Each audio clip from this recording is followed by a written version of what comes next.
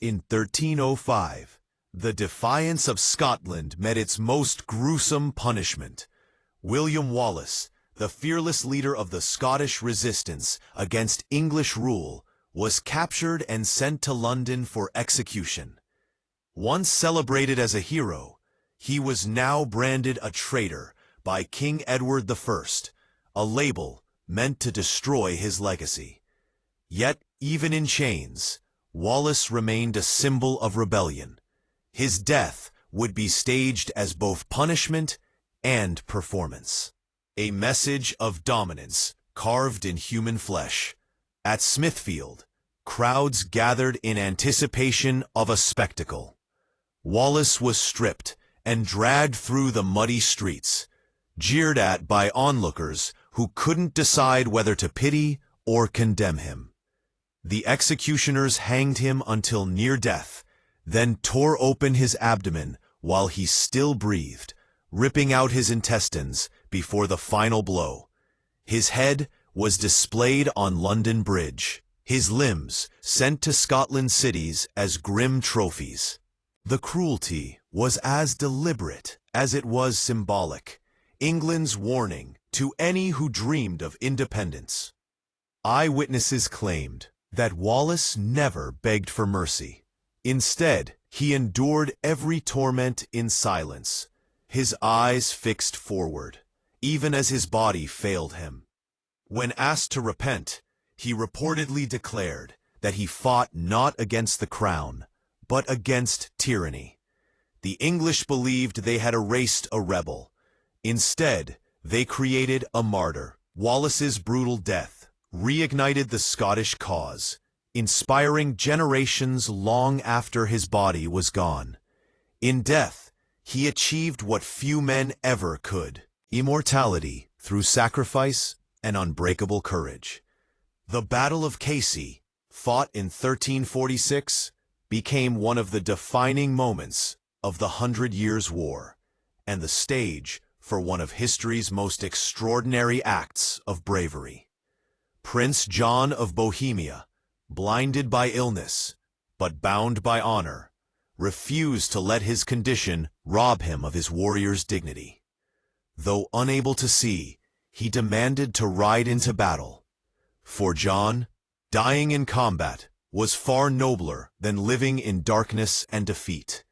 As the English longbow bowmen unleashed volleys that shattered the French lines, John ordered his knights to tie their horses together. Blind, yet unafraid, he charged forward, his sword swinging wildly, guided only by loyalty and courage. The group rode straight into the heart of the enemy, overwhelmed in a storm of arrows and steel. When the fighting ended, their bodies were found, still bound, their unity preserved in death. Even King Edward III was said to have admired John's courage. The English removed his crest, 3 white feathers, and adopted it as a symbol of valor, a gesture that outlived the war itself. Chroniclers marveled at a blind king who faced death not as tragedy, but as destiny. His sacrifice was a testament to medieval ideals of honor, where reputation mattered more than survival. Prince John's death became legend, echoing through centuries as proof that courage needs no sight, only conviction. In the chaos of crazy, blindness was no weakness. It was the clarity of a warrior who saw death as glory. In the violent and unpredictable age of early medieval England, few deaths were as shocking or humiliating as that of King Edmund II, known to history as Edmund. So people call him History. Ironside. His brief reign in 1016 came during England's desperate war against the invading Danish king. According to medieval chroniclers, Edmund was assassinated while using a latrine. His killer hid beneath the toilet seat. That part is for clarification. According to medieval chroniclers, Edmund was assassinated while using a latrine. Yet his death would not come on the battlefield, but in the shadows of treachery. According to medieval chroniclers, Edmund was assassinated while using a latrine. His killer hid beneath the toilet seat. Of course, rewind part. First Chronicle. All this total chaos begins with the Ironside, I believe, even after 4 sons abandoned entire ways they have been watched. Respect, artistry. Which is technically canon, and stories in historical. What about the battlefield aftermath? A death with no importance. A battlefield with no consequences. A battlefield with no mention. No importance. Effect. Indifferent options or triumphant. I'm making points. Yes. In terms of strong, waiting for the perfect moment before striking a spear upward into the king's body. The act was not just murder, it was humiliation. To slay a king in his most private moment was to strip him of all dignity, reducing a monarch to mortal flesh in the cruelest way imaginable. Canute quickly claimed the throne after Edmund's death, uniting England and Denmark under his rule. Whether the story was entirely true or exaggerated by later writers, it captured the medieval fascination with betrayal and poetic justice. To the public, it felt as if fate itself had punished a king whose strength failed him when he was most vulnerable. The tale of Edmund Ironside's death became legend, dark, grotesque, and unforgettable. In a time when power shifted by the sword and the dagger, his end symbolized the fragility of kingship. Even the mightiest rulers, it seemed, were never safe from the shadows or from the cruelty of their own age. In 1199, one of Europe's most celebrated warriors met a death that seemed almost unworthy of his legend. King Richard I of England, known as the Lionheart, had survived countless battles during the Crusades, only to fall to a peasant's crossbow. During a siege at Chaillot in France, Richard inspected the enemy's defenses without armor. Unaware that fate had already taken aim, a single bolt struck him in the shoulder. At first, he laughed it off, ordering the attacker to be spared when captured, but infection soon set in, and the wound worsened with each passing day. Within 2 weeks, the mighty Crusader king was dead, not from steel or sword, but from sepsis. Richard's final act of mercy became his most haunting. He forgave his killer before dying, but his men defied his wishes and executed the archer. Chroniclers later wrote that even in death, Richard's legend grew. A man brought down, not by armies, but by the randomness of war. His passing left a void in England's monarchy and a bitter reminder that no armor can shield a king from mortality. The Lionheart's courage was immortal, but his end revealed the same truth faced by all medieval heroes. Even kings could fall to a single unseen shot.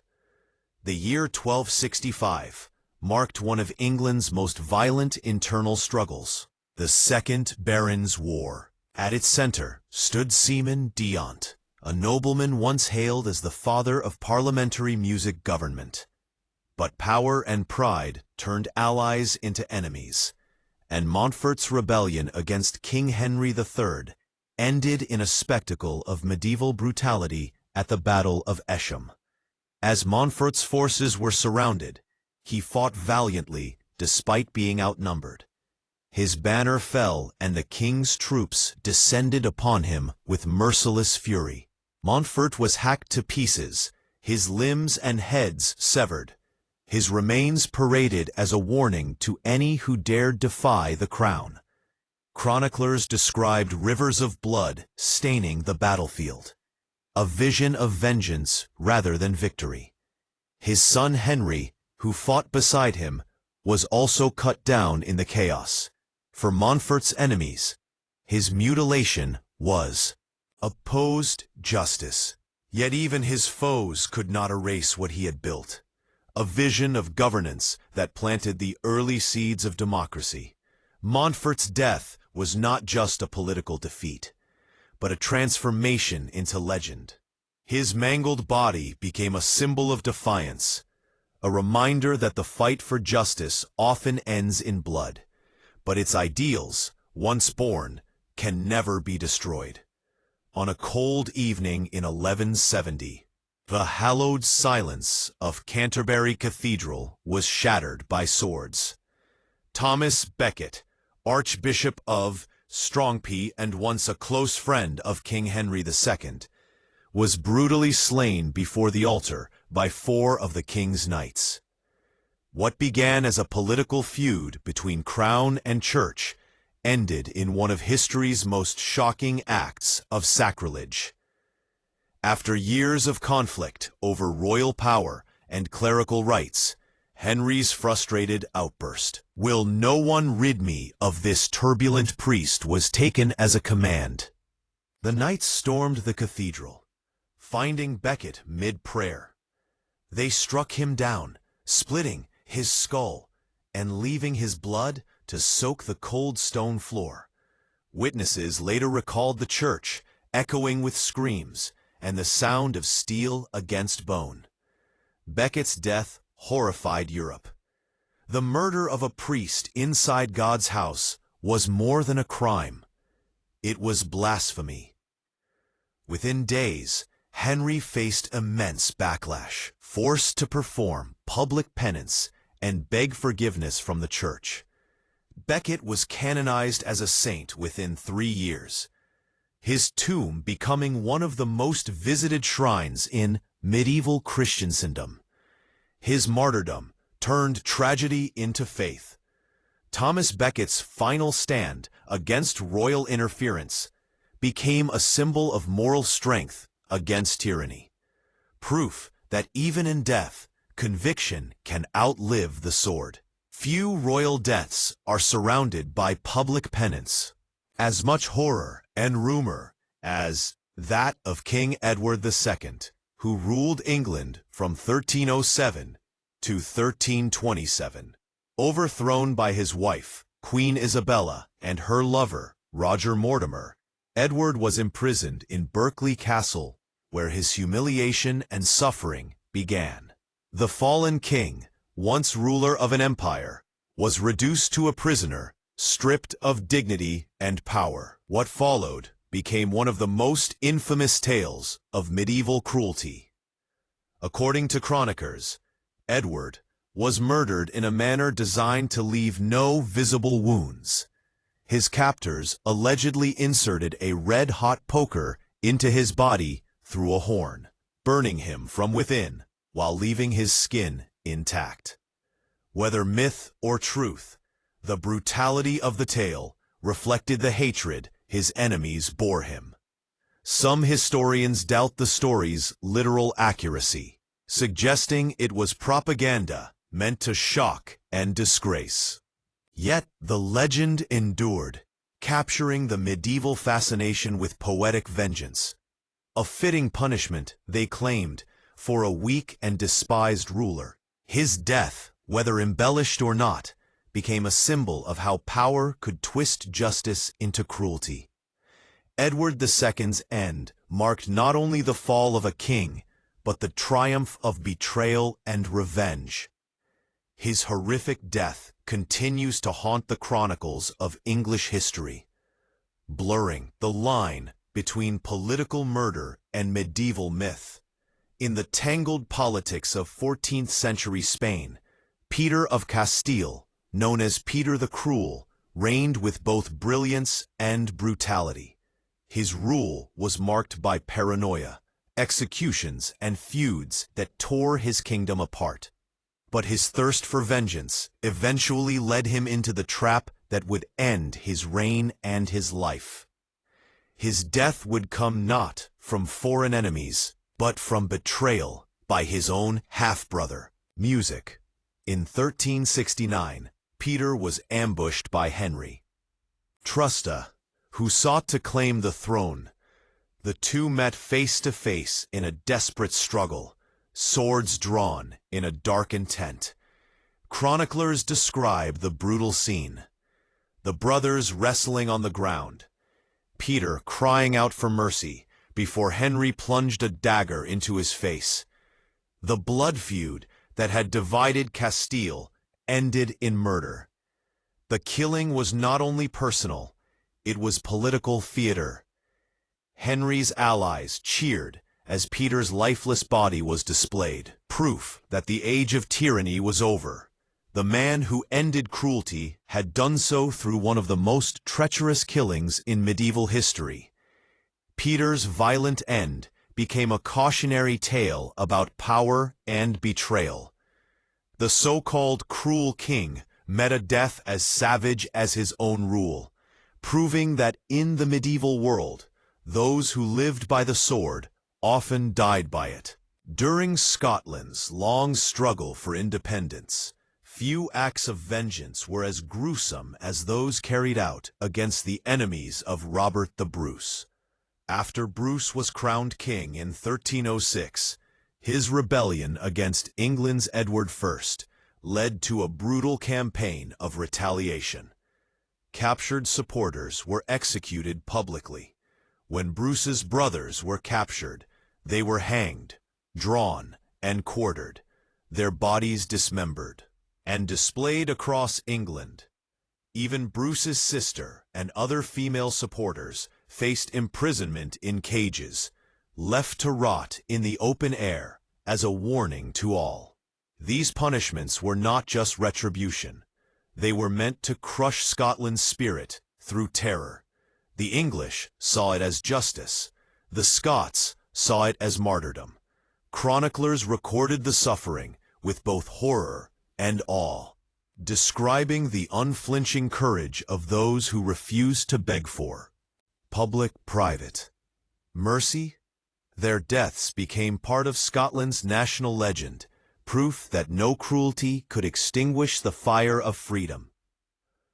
The dismemberment of Bruce's kins symbolized the savage nature of medieval warfare, where loyalty was punished by torture and defiance was rewarded only with death. In the end, their sacrifice strengthened execution into inspiration and tragedy into triumph. The year 1066 marked the end of Anglo-Saxon England and the rise of Norman rule, all sealed by one fatal arrow. King Harold II, England's last Saxon king, faced William the Conqueror at the Battle of Hastings, a clash that would determine the nation's fate. Harold fought bravely at the front lines, rallying his troops as Norman cavalry charged up the hill. But in a single moment, destiny turned deadly. An arrow, loosed from the chaos of battle, struck Harold in the eye. An image forever immortalized in the Bayeux Tapestry. The wound dropped him to his knees, and Norman soldiers swarmed in, cutting him down before he could rise again. His body was mutilated. His reign ended in blood and fire. Some say his mistress identified him only by old battle scars. All that remained of England's last native king. The death of Harold shattered English independence. The Normans crushed the Saxon resistance. And Black Peace paragraph, strong reshaping the country's culture, language, and law for centuries to come. Chroniclers saw his fall as divine judgment, others as the tragic end of a warrior king undone by fate. The arrow that killed Harold II didn't just pierce a man, it pierced a nation. In that single shot, medieval England changed forever. In the shadow of King Richard the Lionheart's reign, one man's greed and arrogance led to end. P.S. One of the most humiliating downfalls in medieval England. William Longchamp, Bishop of Alleley, and Chancellor of England, rose to immense power while Richard was away on crusade. But his ruthless rule and corruption turned both nobles and commoners against him. His end, though not as bloody as others, was brutal in its public disgrace. Longchamp was notorious for exploiting his authority, seizing lands, extorting wealth, and using violence to silence dissent. Music. When Prince John rebelled against his brother, Longchamp's enemies seized their chance. He was captured while trying to flee the country, disguised as a woman, only to be stripped and mocked before a jeering crowd. The once mighty bishop's downfall became a medieval spectacle of ridicule and vengeance. Though he survived the humiliation, his career was effectively over. Banished from England, he spent his remaining years in obscurity, dying far from the power he once wielded. Music. Chroniclers saw his disgrace as poetic justice, divine punishment for vanity and corruption. William Longchamp's fate proved that not every medieval execution needed a sword or scaffold. Sometimes the most excruciating death was the slow erosion of dignity, watched and remembered by an entire kingdom. In 1415, at the Council of Constance, a Czech priest named John Huss faced his final judgment. Music.